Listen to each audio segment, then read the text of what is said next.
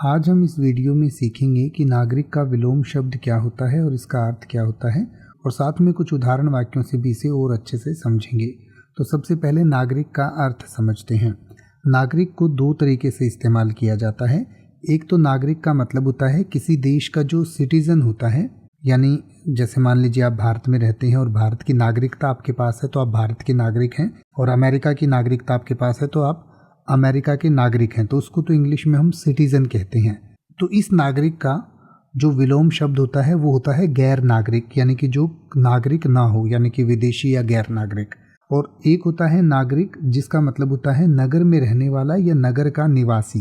तो नगर में रहने वाले को भी नागरिक कहा जाता है, और इस नागरिक का जो नगर में रहने वाला नागरिक होता है उसका विपरीतार्थक शब्द या विलोम शब्द होता है ग्रामीण। और ग्रामीण का अर्थ होता है गांव का, देहाती या गांव में रहने वाला। तो नागरिक को दो तरीके से हम इस्तेमाल कर सकते हैं।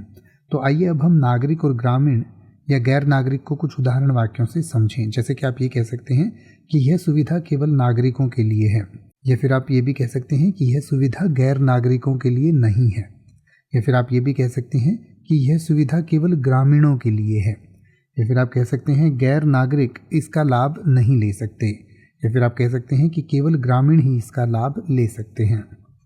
अब आप किसी भी वर्ड का मतलब हिंदी और इंग्लिश में YouTube पर सर्च कर सकते हैं। आपको मेरी वीडियो मिल जाएगी जिसमें आप बिना किसी फालतू बकवास के सीधा उस वर्ड का मतलब समझ पाएंगे।